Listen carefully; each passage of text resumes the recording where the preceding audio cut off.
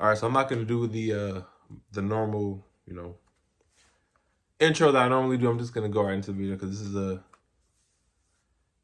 a serious subject. So we about to react to Travis Scott. Travis Scott did a first time interview with Charlemagne because Charlemagne seems like he's a good interviewer. So I think it should be a good interview. I'm pretty sure he's gonna ask all the questions we want to know about this crazy situation that happened a couple months ago, or last month actually. Condolences goes out to the families that lost their loved one. Travis Scott, what's up, brother? What it do? How you feeling?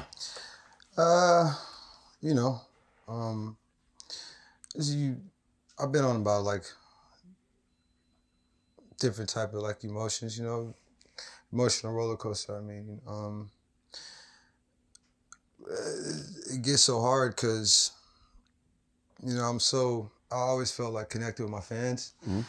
And, I went through something, and I feel like fans went through something and people's parents went through something. And it's, it really, it hurts. It hurts the community. It hurts They didn't just go through something. You can't, this is undescribable. You can't, a situation like this, you just can't even break into words, man. You just can't. Going through something, a family going through something, that's not the right word to say. Not the good choice of words people want to hear. But whatever. the city. And it's just been a lot of thoughts, a lot of feelings, a lot of grieving, and just, trying to get wrap my head around it, Mm-hmm. I really wanted to be there. And just, wish you could just kind of like hold everyone. He looks tired, bro. Kind of just heal them, talk to them, have conversations. It really just hurts, man. Well, what's your intention with this conversation? Like what do you hope to get out of this, or what do you hope to get out? I don't personally have an intention. I just feel like something happened, and I feel like it's just, I needed just a way to kind of like communicate, Mm-hmm. Something happened. One, the families are grieving, it's fans that experienced something, it's fans that came to a show. And I feel like I just have like I've always been that person to always see things through Mm-hmm. with the people that shared experiences with me.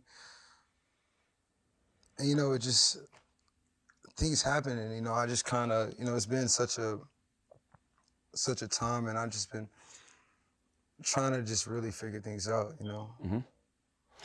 I know you, I'm sure you experiencing remorse, but was there any hesitation to have this conversation because of the litigation you may be facing? Well, I mean, yeah, of course you got people that's just like, what? Like, but it's not about that. It's, you're an artist, whoever people think you are, but at the end of the day, you're a human being, Mm-hmm. And you have emotions. Let me say right off the bat real quick. This is me just speaking on what I've picked up on so far during this interview. Travis Scott looks he looks tired. I'm not gonna lie. Nigga look tired of fuck. And I'm not the one to sit there and say he doesn't look like he doesn't have remorse, but bruh looks like you could have wore a suit and tie or some shit, bruh. You know what I'm saying? Like, look as apologetic as you possibly can. Nigga, we never seen you in a suit and tie. I'm not saying that it's relevant, bro. We've never seen you in a suit and tie, bro. This would have been the day for you to wear a suit and tie. Look professional as fuck. Like, people know that you serious. It seems like he's giving Charlemagne good eye contact. But bruh, come on now. You could have wore a nice little suit, a suit and tie. Not even a suit, nigga, a collared shirt, something. You know what I'm saying? Bruh's up in there like he about to hit the stage already. Like he's already in his costume to go perform. Now, like I'm saying, I'm not saying that he's not apologetic, but I feel like he could have went above and beyond, show some type of change, you know what I'm saying? Like, show some change on the outside and maybe people will believe. I don't know. maybe some people would have thought it would have been corny or too cheesy, or he would be trying too hard. But in this situation, you better be trying hard because people lost their lives. You know what I'm saying? And I don't know, like, I'm not a good body language inspector or anything like that, but I'm pretty sure he's going through it. I'm pretty sure. I'm not gonna lie. He's human. Let me know what y'all think in the comments. Do you think he should have wore a suit? You want to communicate them emotions, you know, and trying to find the best way to communicate. You know, how you just feeling, you know.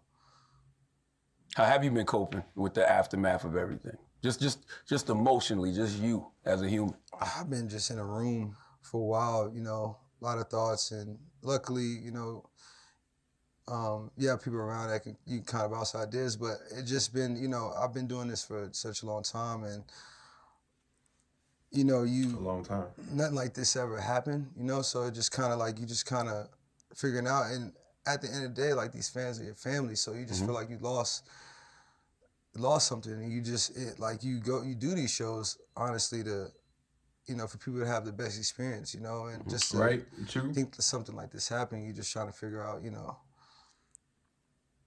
just wrap everything around. And so even just for the first couple weeks, you know, it was just me sitting down, but I had to really channel these emotions to just remember, like, you know, if no one's gonna be a voice for these people, I gotta, like, kind of step up and kind of, like, be a voice to just figure out that, you know, this doesn't happen in the future, just shows, period. You know what I'm saying? Or figure out the bottom solution of what's going on and just try to ensure people, you know, safety and what they're doing, you know.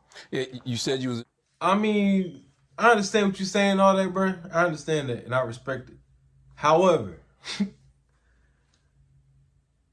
okay, for me, let me speak from my perspective. Okay, so I've been to a few Travis Scott concerts. I went to the one in Miami, and I went to the one here in Tampa. I didn't see too much. Like, I saw some raging at the bottom. We had rafter seats. I saw some raging at the bottom of the stage, like, jump. But I didn't see. Then I can't really see because, you know, of lights flashing and shit. But I didn't see nothing out of the ordinary where I was like, yo, they going too crazy. All right. You know, Travis Scott is the type of nigga to jump off the stage. You know, he's just full of energy. He's jumping around doing, I don't know, he's just jumping around doing shit. But then I saw some videos on the internet, him telling his fans to beat up a kid because the kid took his shoe. Like, I understand it's your shoe and everything.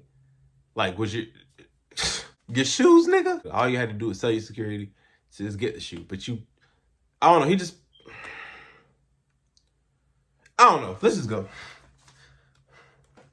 You was in the room, but then people saw you at the golf course. Yeah, with Michael Jordan and Mark Wahlberg. What was that? It was just Thanksgiving. You know, and they were there. You know, just good people to have around in the community.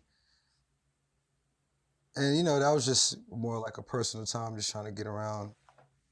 Think like some fan came and asked for a photo. But yeah. Now, let's talk about that night, man. When did you find out things got as bad as they did? Yeah, now, that's the question everybody wants to know. Yeah, it wasn't really until like minutes until like the press conference until I figured out exactly what happened.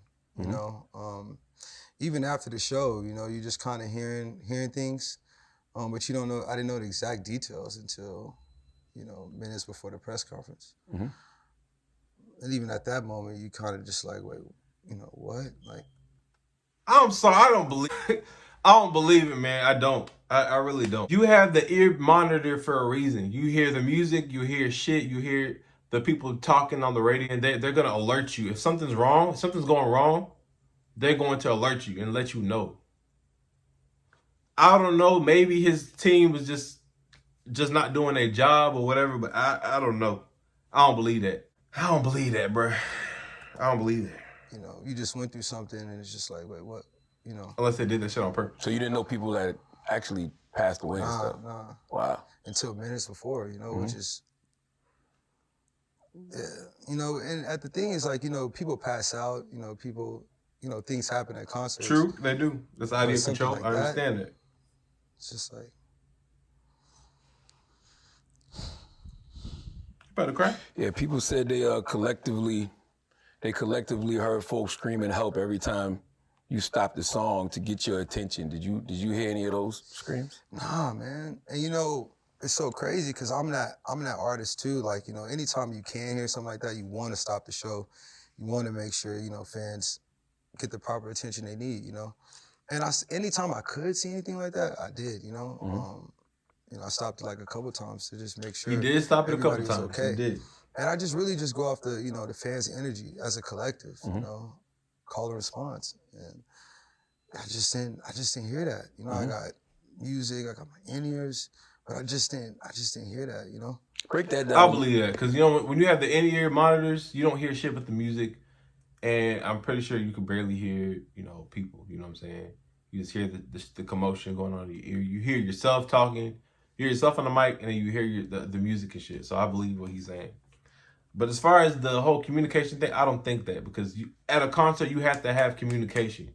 That's the whole point of those walkie-talkies and the ear monitors. It's to alert you if something's going wrong. They alert you. I just see there was just a lack of communication at that show. Break that down a little more. Like nobody knows what it's like being on stage except for other artists. So speak to us from that perspective of what you can see and hear. It was like what, 50,000 people? Yeah, I mean, you got like a venue, you know, filled with like 50,000 people. But it's like a sea. You got lights, you got sound, you got pyro, you got, you got your in-ears, got your sound, got your mic, you know, got the music, you got band, there's all type of, you know, stuff going on. So it's hard to tell excitement from danger, so to speak? Yeah, of course. Everything kind of just sounds the same. And at the end of the day, you just hear music, you know? And when you do, you just hear amongst of things, you know? But when you're in a show, you just enter the show, and anytime you can feel anything close to you, you know, you try to like definitely get to that. So as an artist, how much can you actually,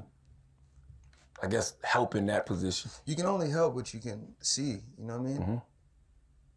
And then, you know, whatever you're told, you know what I'm saying? Whenever somebody tell you to stop, you just stop. But it just wasn't it. It wasn't that night, huh? You know, Raging has been a part of the culture, you know, of your shows. Yeah. You know, you didn't on this night, but in the past, you've encouraged, I guess, the kind of energy that could have led to something like this happening. Do you think that contributed to the energy of this night?